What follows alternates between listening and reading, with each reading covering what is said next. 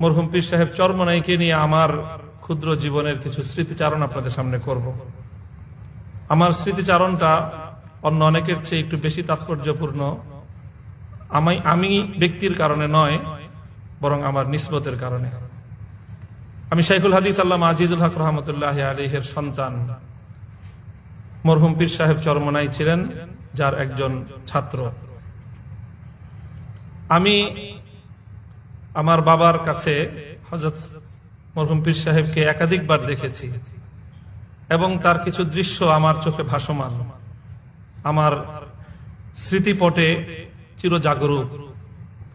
আমার একটা দৃশ্য এখনো আমাদের বাসার কথা মনে আছে, লালবাগের যে বাসায় আমরা ছিলাম। শাইখুল হাদিস রহমতুল্লাহ আলাইহির কাছে একদিন সকালবেলা পীর সাহেব হুজুর আসলেন। হুজুরের সাথে আরো কিছু লোক ছিল, কিছু হাদিয়া তোহফা নিয়ে আসলেন।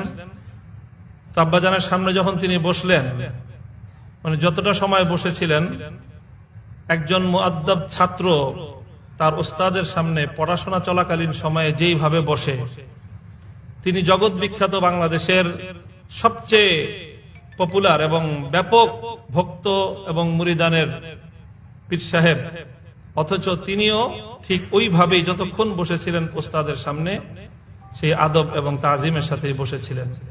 শায়েখ বারবার বলতেছিলেন যে তোমার কষ্ট হইতেছে, তুমি ভালো করে বসো, কিন্তু মনে হলো যে তিনি উস্তাদের আজমত তার অন্তরের মধ্যে এভাবেই প্রবিষ্ট ছিল যে তিনি স্বাভাবিকভাবে বসতেই পারলেন না।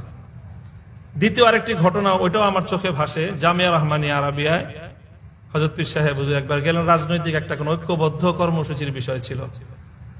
তো আমাদের 4 তলায় ছিল জামিয়া রহমানিয়া মিলনায়তন। যখন সকলে উঠছেন, তো শাইখুল হাদিস সাহেব আগে, পীর সাহেব চরমনাই ঠিক তার পিছনে পিছনে। আমরা তো সব ছাত্ররা সব পিছনে পিছনে দল বেঁধে আছি। তো যখন উভয়ে সামনে গেলেন, তো শায়েখ আগে 4 তলায় প্রবেশ করার জন্য, হলরুমে প্রবেশ করার জন্য জুতা খুললেন। আমাদের সকলকে হতবাক করে দিয়ে পীর সাহেব চরমনাই নিজে ওই জুতা তুলে নিলেন হাতে। মুফতি ওমর ফারুক পালনপুরি সাহেব, সন্দীপী সাহেব হুজুর যে বললেন সাইদ আহমদ পালনপুরি রহমতুল্লাহ আলাইহির ঘটনা, আর আমি বললাম মরহুম হযরত পীর সাহেব চরমনাইয়ের ঘটনা আমার নিজের চোখে দেখা।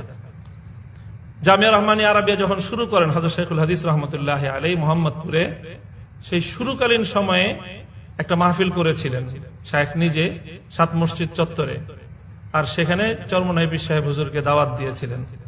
উস্তাদের দাওয়াতে ছাত্র মেহমান হিসেবে গিয়েছিলেন এবং সেই সূচনাকালীন সময়ে জামিয়া রহমানিয়া আরাবিয়ার প্রতিষ্ঠাকালীন সময়ে এলাকার মানুষজন ব্যাপকভাবে যেন আসে এবং মাদ্রাসাটা যেন খুব মানুষের কাছে পরিচিতি লাভ করে, সেজন্য তিনি ব্যাপক ভূমিকা রেখেছিলেন, বয়ান করেছিলেন এবং তার সেই বয়ানে বড় প্রভাব রেখেছিল। সেটা এখনো, আমি তখন অনেক ছোট, কিন্তু আমার স্পষ্ট মনে আছে।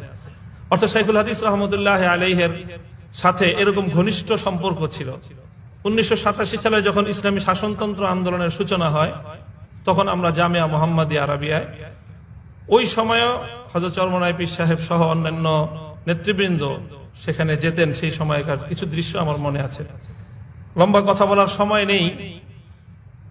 হযরত পীর সাহেব চরমনাই সম্পর্কে আরেকটা তথ্য, আমি যেগুলো আমার কাছে একেবারে আমার নিজের তথ্য যেগুলো, সেগুলো বলছি। অন্য কথা তো অনেকেই বলেছেন।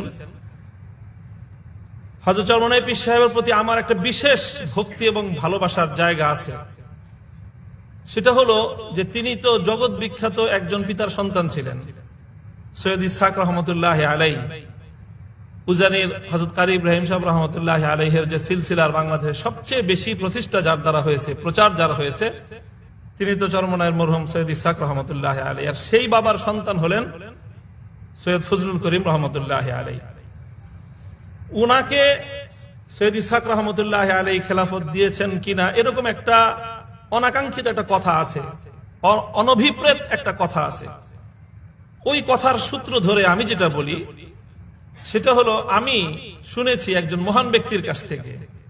সেই ব্যক্তির পরিচয় হলো, তিনি বাংলাদেশের হাদিস শাস্ত্রের মুকুটহীন সম্রাট লালবাগের মুহাদ্দিস সাহেব হুজুর হেদায়েতুল্লাহ রহমতুল্লাহ আলাইহির সাহেবজাদা, আমাদের ওস্তাদে মুহতারাম হযরত হিফজুর রহমান সাহেব, বর্তমানে জামিয়াতুল আবরার রহমানিয়া মাদ্রাসার যিনি প্রিন্সিপাল, হুজুর আমাদের দর্শে ঘটনাটি শুনিয়েছেন। এটা হযরতের কামালের বড় একটা প্রমাণ এবং ঘটনা, একটা ইতিহাসের রেফারেন্স বলছি আমি। তিনি ঘটনা হুজুর অনেক, যারা হিফজুর রহমান সাহেব হুজুরের দর্শে বসেছেন, হুজুর অনেক হাস্যরস করেন। হাস্যরস করতে করতে একদিন ঘটনা শুনিয়েছিলেন হাফিজ হুজুর রহমতুল্লাহ আলাইহির খানকায়ের এবং হুজুরের দরবারের।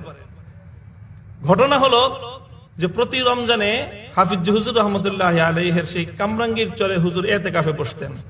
আর হুজুরের যত সালেকিন এবং মুরিদিন সকলেই খোলাফা সব হুজুরের সাথে ওই রমজানে এতেকাফে বসার চেষ্টা করতেন। তো হিফজুর রহমান সাহেব হুজুর রহমত দামাত বারাকাতুম, উনি হাফিজ হুজুরের ভাগিনাও, হাফিজ হুজুরের কিন্তু ভাগিনা সম্পর্কে, আবার মুহাদ্দিস সাহেব হুজুরের সন্তান। তো হুজুর বলেন যে আমি এবং মুফতি মনসুরুল হক সাহেব হুজুর দামাত বারাকাতুম হুজুরের কথা বলেছেন যে আমরা দুইজন তখন রমজানে হুজুরের এতেকাফে বসলাম। আর ওই এতেকাফে শরীক হতেন মরহুম সৈয়দ ফজলুল করিম রহমতুল্লাহ আলাইহি, অর্থাৎ তিনি সৈয়দ ইসহাক রহমতুল্লাহ আলাইহির সন্তান। এবং তখন তিনি বাংলাদেশে খুব পরিচিত, সারা বাংলাদেশে ওনার মুরিদান দিয়ে ভরা। ওই সময়ে তিনি নিজের ইসলাহের জন্য হাফিজ হুজুরের খানকায় গিয়ে মেহনত করতেন। তো হুজুর আমাদেরকে শুনিয়েছেন, হিফজুর রহমান সাহেব হুজুর, যে হাফিজ হুজুরের তো মুরিদান ছিল বেশিরভাগ ওলামাদের মধ্যে, আর হযরত পীর সাহেব চরমনায়ের মুরিদান তো সব হালকায় ছিল, ব্যাপক মুরিদার সংখ্যা। পীর সাহেব হাফিজ হুজুর আর তার মুরিদ হলো চরমনায় পীর সাহেব, কিন্তু এখানে মুরিদের সংখ্যার দিক থেকে পীর সাহেবের চেয়ে মুরিদ অনেক বেশি। অর্থাৎ হাফিজ হুজুরের মুরিদের চেয়ে তখনই চরমনায় পীর সাহেবের মুরিদের সংখ্যা অনেক বেশি, যার কারণে ওনার কাছে হাদিয়া তোহফা যেত বেশি। চরমনায় পীর সাহেব হুজুরের কাছে ওনার যারা মুরিদিন মুতাআল্লিকিন তারা ব্যাপকভাবে হাদিয়া নিয়ে যেত। হিফজুর রহমান সাহেব হুজুর আমাদেরকে বলছেন, শুনেছেন যে ওনাদের সাথে খুব গভীর এবং অন্তরঙ্গ মুহাব্বতের সম্পর্ক ছিল। এবং ওই খানকার মধ্যে শত শত হাজার হাজার হাফিজ হুজুরের মুরিদানরা যেভাবে ফ্লোরে থাকতো, চরমনায়ের মরহুম পীর সাহেব সারা দেশব্যাপী আলোচিত একজন শীর্ষ আলেম এবং পীর সাহেব হওয়া সত্ত্বেও হিফজুর রহমান সাহেবদের মতো তখন তারা একেবারে নবীন, মাত্র দাওরা ফারেক হয়েছেন, সেই নবীনদের সাথে ফ্লোরের মধ্যে বিছনা করে থাকতেন। এবং তিনি হাফিজ হুজুর রহমতুল্লাহ আলাইহির মুজাজ এবং খলিফা। আমি তো মনে করি হাফিজ হুজুর রহমতুল্লাহ আলাইহির খেলাফত প্রাপ্তি মরহুম সৈয়দ ফজলুল করিম রহমতুল্লাহ আলাইহি যদি ওনার বাবার খেলাফত নাও পেয়ে থাকেন সেই বিষয়ে আলোচনার বিষয় না, কিন্তু হাফিজ হুজুর রহমতুল্লাহ আলাইহির খানকায় এসে যে খেলাফত পেয়েছেন এটা ওনার সবচেয়ে বড় কামালের দলিল। ওখানে যে মেহনত করেছেন সবচেয়ে বড় কামালের দলিল। সর্বশেষ যে কথা বলে আমি আমার আলোচনা সমাপ্ত করব, শাইখুল হাদিস রহমতুল্লাহ আলাইহির সাথে মরহুম পীর সাহেবের দীর্ঘ আন্দোলন এবং সংগ্রামের ইতিহাস সমৃদ্ধ ছিল। আজও সেই দৃশ্য আমার চোখে মনে পড়ে, আমার চোখে ভাসে। শাইখুল হাদিস রহমতুল্লাহ আলাইহির জীবনের সর্বশেষ যে আন্দোলনগুলো তিনি করেছেন তার মধ্যে সবচেয়ে বড় কার্যকর আন্দোলন ছিল কওমি সনদের স্বীকৃতির আন্দোলন। এই মুক্তাঙ্গনে 5 দিন পর্যন্ত হযরত শায়েখ সেই সময়ে ওখানে শোয়া। আর হযরত পীর সাহেব চরমনাই তখন জীবনের অন্তিম সময়ে, ওনার রোগ শোক একেবারেই ওনাকে গ্রাস করে নিয়েছে এবং তখন তিনি বিদেশে চিকিৎসার জন্য চলে যাবেন। বিদেশে চিকিৎসার জন্য চলে যাওয়ার আগ মুহূর্তে তিনি ওই হযরত শাইখুল হাদিস রহমতুল্লাহ আলাইহি তখন তিনি মুক্তাঙ্গনে উস্তাদকে দেখার জন্য তিনি সেখানে চলে আসলেন। অথচ ওখানে দেখেই হযরত পীর সাহেবকে বোঝা যাচ্ছিল যে ওনার শারীরিক যে অবস্থা কোনোভাবেই ওনার পক্ষে কোনো প্রোগ্রামে যাওয়ার মতো অবস্থা ছিল না। তিনি যখন গেলেন, ওয়াল্লাহ শাইখুল হাদিস রহমতুল্লাহ আলাইহি পীর সাহেব চরমনাইকে দেখে ওনার ভিতরে যে এমন এক উদ্দীপনা কাজ করলো, মনে হলো যেন শাইখুল হাদিস তখন 25 বছরের তাগড়া যুবক হয়ে গিয়েছেন। তিনি যে হযরত চরমনাই পীর সাহেবের হাতটা যে ধরছেন আর ছাড়েন নাই, ওই হাত ধরে মঞ্চে উঠেছেন, ওই হাত ধরে মঞ্চ থেকে নেমেছেন। ওই হাত ধরা দুই শায়েখের ছবি এখনো পর্যন্ত বাংলাদেশের তৌহিদি জনতার হৃদয়ের মণিকোঠায় সংরক্ষিত আছে। সেদিন শাইখুল হাদিস বলেছিলেন, আমার ডান হাত চলে এসেছে, আমি আর কারো প্রয়োজন নাই, আমি আর কারো রক্তচক্ষুর পরোয়া করব না। হযরত মরহুম চরমনাই পীর সাহেবের সাহেবজাদারা আছেন, বিশেষ করে ফয়জুল করিম ভাই, ওনাকে নিয়ে আর আমাকে নিয়ে এদেশের যুব সমাজ অনেক স্বপ্ন দেখে। আমার বড় ভাই মাহফুজুল হক সাহেব যেরকম আমার মুরব্বী, ফয়জুল করিম সাহেবের বড় ভাই রেজাউল করিম সাহেব অন্যান্য ভাইয়েরা ওনাদের মুরব্বী।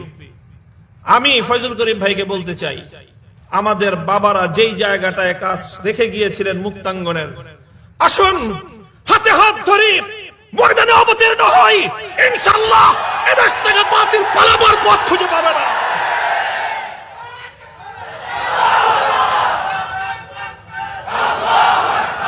ইনশাআল্লাহ সুম্মা ইনশাআল্লাহ। এগুলো শুধু কথার কথা নয়, শুধুমাত্র মঞ্চ গরম করার বক্তব্য নয়।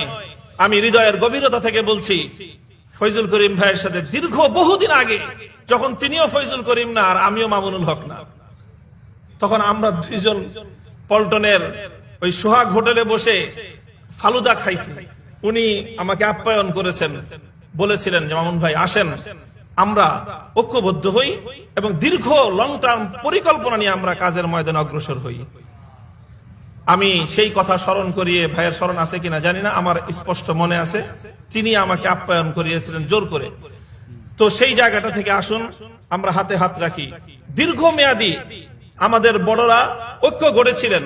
শাইখুল হাদিস এবং চরমনাই পীর সাহেব রহমতুল্লাহ আলাই বাংলাদেশে ইসলামী আন্দোলনের জন্য যে ঐক্যের ভিত তারা তৈরি করেছিলেন, নানা অনভিপ্রেত কারণে অনাকাঙ্ক্ষিত দূরে সরে যায়নি যে আমরা পরস্পর একে অন্যের শত্রুতে পরিণত হব। আলহামদুলিল্লাহ। তবে আমাদের মধ্যে কাঙ্ক্ষিত যে ঐক্য, কাঙ্ক্ষিত যে নৈকট্য, কাঙ্ক্ষিত যে একতা দরকার, সেই একতার মধ্যেও আমরা নেই। কাজেই তবে এজন্য আমাদের ভবিষ্যতে আরো ইস্পাত কঠিন দৃঢ় মজবুত ঐক্যের ভিত তৈরি করা দরকার। আমরা ইনশাআল্লাহ বসবো, আলোচনা করব।